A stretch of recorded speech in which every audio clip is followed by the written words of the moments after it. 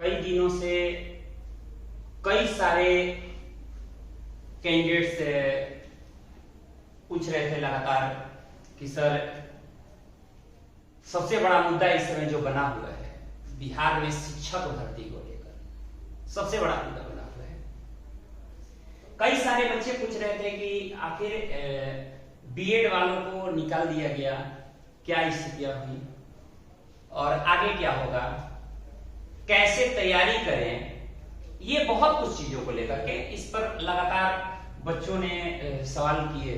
तो मैं बहुत दिन से सोच रहा था कि बच्चे लोगों के लिए थोड़ा सा इस पे मैं थोड़ा सा बात करूंगा कभी जब भी टाइम मिले। और आज मैं कोशिश करूंगा कि जो भी आपके मन में सवाल है उसको मैं आप लोगों को क्लियर कर दूं। पहले नंबर ये है कि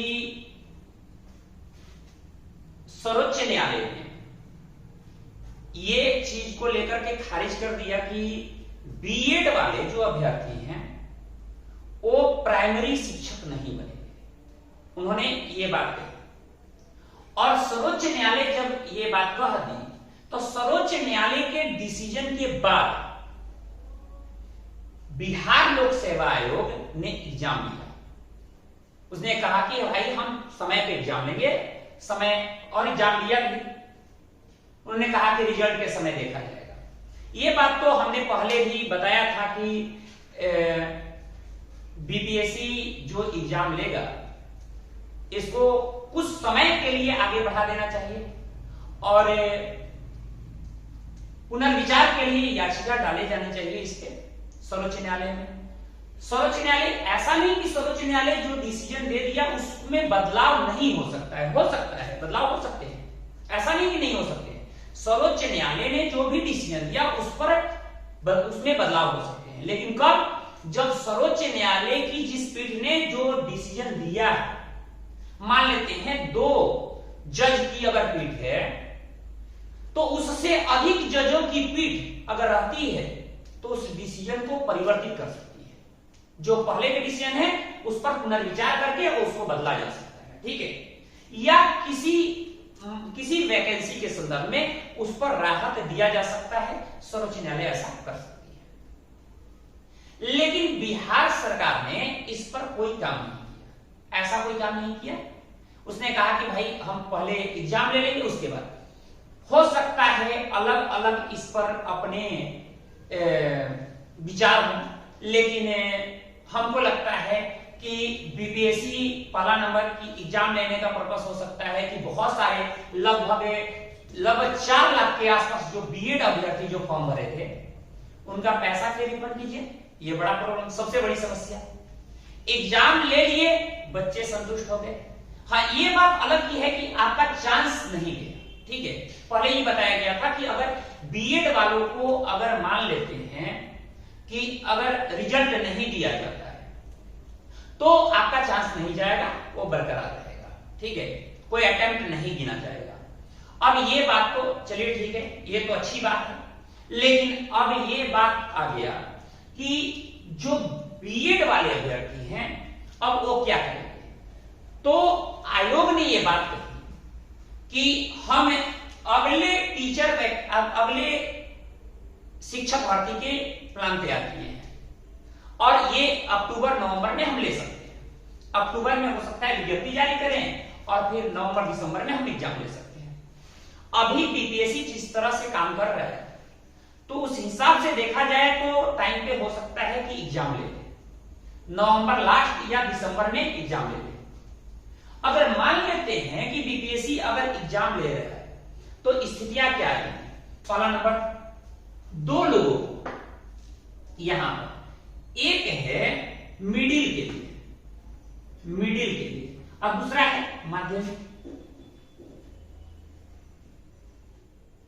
अब देखिए, मिडिल स्कूल वालों को और सेकेंडरी के लिए ये 2 स्तर का वैकेंसी ले सकता है, यानी 6 से 8 और 9-10, ये 2 स्तर का। चलिए, इसके लिए क्या है, सीटेट जो है, सीटेट का सेकंड पेपर क्वालिफाई होना चाहिए। बहुत सारे कैंडिडेट्स बीएड वाले होंगे जिन्होंने केवल फर्स्ट पेपर क्वालिफाई किया है, जो सीटेट का फर्स्ट पेपर है वो क्वालिफाई किया, सेकंड पेपर क्वालिफाई होना चाहिए, इसके लिए स्टेट क्वालिफाई होना चाहिए। स्टेट क्वालिफाई रहेंगे तो आप स्टेट का जो फर्स्ट पेपर है वो क्वालिफाई रहेंगे तो आप माध्यमिक के लिए फॉर्म अप्लाई कर सकते हैं। ठीक है, अब देखिए अब यहां पर स्थितियां क्या है, बीपीएससी का एग्जाम का पैटर्न इस बार क्या होगा।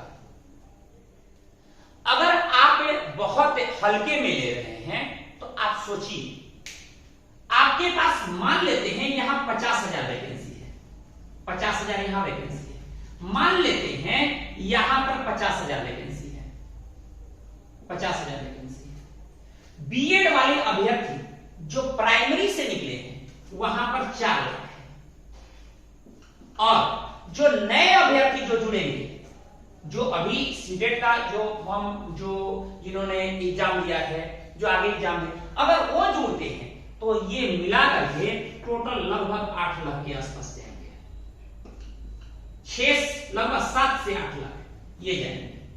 50,000 यहां वैकेंसी है, सपोज 50,000 वैकेंसी पर अगर 8 लाख कैंडिडेट्स बैठते हैं तो आप खुद सोचिए कि एक सीट पर कितने कैंडिडेट होंगे। आप ये बात को सोचिए कि एक सीट पर कुल कितने कैंडिडेट बैठेंगे।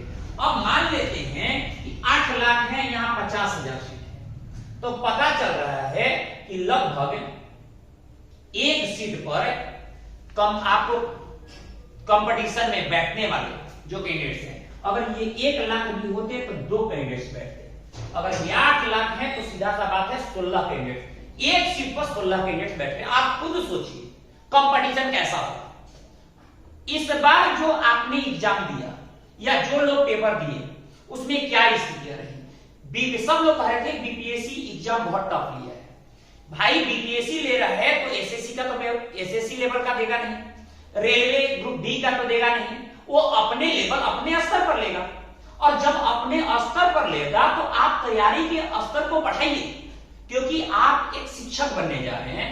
आपके अंदर वो योग्यता होनी चाहिए कि आप मिडिल स्कूल में पढ़ा रहे हैं या आप माध्यमिक विद्यालय में पढ़ा रहे हैं, आप 9वीं 10वीं कक्षा के बच्चों को पढ़ा रहे हैं, तो आपके अंदर वो योग्यता होनी चाहिए जिस पर आप सही ढंग से काम कर सकते, जिस पर आप बच्चे लोगों को पढ़ा सकते। ये योग्यता होनी चाहिए। अगर मान लेते हैं आप 9th 10th के बच्चों को पढ़ा रहे हैं और आप में वो योग्यता नहीं है, आप अब लगातार चीजों से अपडेट नहीं रहते हैं, कई सारी चीजें एक ट्रेडिशनल तरीके से, आप परंपरागत तरीके से काम करते हैं, तो ऐसे काम नहीं चलेगा। आपको वर्तमान की स्थितियों को ध्यान में रखते हुए आपको प्रत्येक चीजों से लगातार अपडेट रहने होंगे। इस बात को ध्यान रखिए। बीपीएससी क्या चाहता है, यही चाहता है भाई कि आप अपडेट रहिए प्रत्येक चीजों से।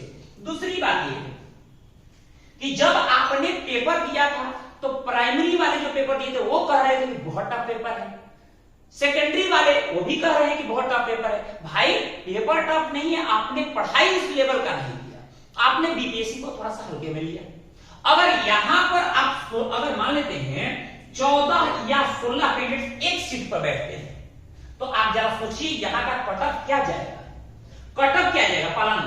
दूसरी बात यह है कि पेपर कैसा होगा, पेपर कैसा होगा, पेपर का लेवल क्या होगा। तो पेपर का लेवल आप पहले देख चुके हैं, आसान नहीं रहने वाला है। आप लोग क्या करते हैं कि बड़ी आराम से चीजों को, जैसे लूसेंट पढ़ रहे हैं या कुछ भी इधर उधर की चीजें या कोई अदर बुक पढ़ रहे हैं, भाई आप एनसीईआरटी और बिहार का टेक्स्ट बुक आप पढ़ो। अगर उसमें आप ऊपर ऊपर मत पढ़ो, चीजों को बेहतर तरीके से पढ़ो। आपके पास 3 महीना मानकर चलिए, आपके पास अक्टूबर है, नवंबर है, सितंबर में लगभग आधा से अधिक निकल गया। अब एक बात याद रखिए, आपके पास मानकर चलिए मैक्सिमम 3 महीना समय है। 3 महीना में अगर आप अपना पूरी क्षमता नहीं झोंकेंगे तो आप यहां पर छट जाएंगे, और इस बार अगर छट गए तो कब चांस आपको मिलेगा इसकी कोई गारंटी नहीं है। इस बात को ध्यान रखिएगा। अगर इस बार आप छट गए तो कब चांस मिलेगा इसकी गारंटी नहीं है। इसीलिए ये जरूरी है कि आप तैयारी को बेहतरीन बनाइए। पूरा 100% अपनी तैयारी पर फोकस कीजिए, ठीक है। एनसीईआरटी को बेहतर ढंग से और जो बिहार का टेक्स्ट बुक है उसको खास करके बेहतर तरीके से उसको रगड़ डालिए। और एक बार नहीं, आप 10 बुक मत पढ़िए, एक बुक को 10 बार पढ़िए। 10 बुक को एक बार पढ़ने से अच्छा है कि एक बुक को आप 10 बार पढ़ें, ठीक है, वो आपको ज्यादा बेहतर बनाएगा। आप ये मत सोचिए एनसीईआरटी में है क्या, कितने बच्चे आते हैं कहते हैं सर एनसीईआरटी में है ही क्या। अरे भाई आप एनसीईआरटी पढ़कर तो देखो, जितना बार पढ़ोगे आपको कुछ एक्स्ट्रा ही देकर जाएगा एनसीईआरटी। तो आप एनसीईआरटी को बेहतर तरीके से पढ़िए।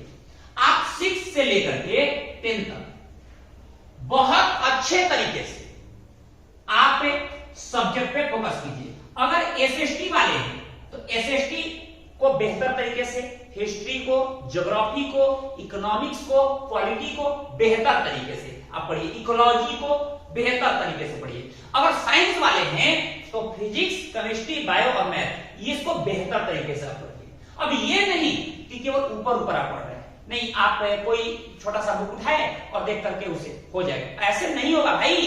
क्वेश्चन आपको कॉन्सेप्ट बेस्ड पूछेगा। अगर फैक्ट पूछता भी है वन लाइनर टाइप से तो डीपली जाकर पूछेगा, क्वेश्चन आसान नहीं होगा। इस बार और सुन लीजिए, इस बार 4 ऑप्शन रहेंगे, 4 ऑप्शन होंगे और आपका निगेटिव मार्किंग होगा 0.25 का, ये निगेटिव। इस बार निगेटिव मार्किंग नहीं थे, लोग बिना डर के मार रहे थे, आप लोग भी बिना डर के ही मारे होंगे। उसके बाद आपके क्या मार्क्स आ सकते हैं आपने आकलन कर लिया होगा। अगर निगेटिव मार्किंग दे रहा है अगली बार तो एक डर रहेगा कि भाई आप कंफर्म अगर नहीं जानते हैं क्वेश्चन का आंसर तो आप नहीं करेंगे। क्या आप पार कर पाएंगे? क्या आप पार पा जाएंगे इस कंपटीशन में? आपको अगर पार पाना है तो पूरे जुनून से काम कीजिए। 4 ऑप्शन रहेंगे, निगेटिव मार्किंग होगा, कंफर्म है। दूसरा नंबर, सीट कम है और लोग ज्यादा है, इसलिए एग्जाम टफ होगा। एग्जाम टफ होगा, कंपटीशन टफ होगा। आपको मेहनत जो करने होंगे वो बढ़िया से, एसएसटी वाले और साइंस वाले दोनों अपने पूरी क्षमता को झोंक दे। 120 क्वेश्चन है ना, साइंस वाले को भी कह रहे हैं 120 क्वेश्चन है, वो 80 क्वेश्चन आपके सब्जेक्ट से हो सकता है, 80 क्वेश्चन साइंस मैथ से हो सकता है, लेकिन जो 40 क्वेश्चन होंगे वो आपको जीके एंड जीएस का होगा, इसलिए इसको भी फोकस करना होगा। मैं बार बार आप लोगों को बताते रहा हूं क्लास में, कभी मुझे समय नहीं मिला कि मैं आप लोगों को ऑनलाइन प्रत्येक चीजों को मैं क्लियर करूं, लेकिन इसको ध्यान रखिएगा कि बीपीएससी टीचर का इस बार का वैकेंसी जो होने वाला है वो जो कंपटीशन होगा वो बहुत टॉप लेवल का होगा। सीट कम है, कैंडिडेट्स ज्यादा होंगे, पहला नंबर। यहां ऑप्शन 4 रहेंगे और निगेटिव मार्किंग होगा, इसलिए बच्चे टिक करने से पहले, गोला भरने से पहले सोचेंगे कि हाँ गलत तो नहीं कर रहे हैं ना, ये चीज एक डर रहेगा, डर पैदा करेगा, इसलिए आप ज्यादा नहीं कर पाइएगा। अगर आपको कंफर्म पता होगा तभी आप कीजिएगा। दूसरी चीज कि आपकी तैयारी बढ़िया होनी चाहिए। तैयारी के लिए आपको एनसीईआरटी को बेहतर तरीके से रगड़ना होगा। एनसीईआरटी 6 to 10 को बेहतर तरीके से रगड़ दीजिए, आपको उससे बाहर नहीं आने वाला है, ये कंफर्म रहिए। अगर उतना आपका बेहतर तरीके से आपने काम किया है, क्वेश्चन नहीं छूटेंगे, 100% मैं कह रहा हूं, क्वेश्चन नहीं छूटेंगे। अब बात रह गई कि मैं उम्मीद करता हूं कि आपको सारी चीजें ये समझ में आ गई होंगी, सारी चीजें आप समझ गए होंगे, और आप आगे इस पर जो भी चीजें आपको अगर दिक्कतें होंगी, कोई भी सवाल करने होंगे तो आप कमेंट बॉक्स में जाकर के सवाल आप पूछ सकते हैं, और आपके सवाल पर ही हम अगला वीडियो तैयार करेंगे। और इसके लिए जल्द ही आप लोगों को बहुत सारे मैं सब्जेक्ट से रिलेटेड, एनसीईआरटी से रिलेटेड वीडियो अपलोड करता रहूंगा। आज के इस वीडियो में इतना ही, बहुत बहुत धन्यवाद।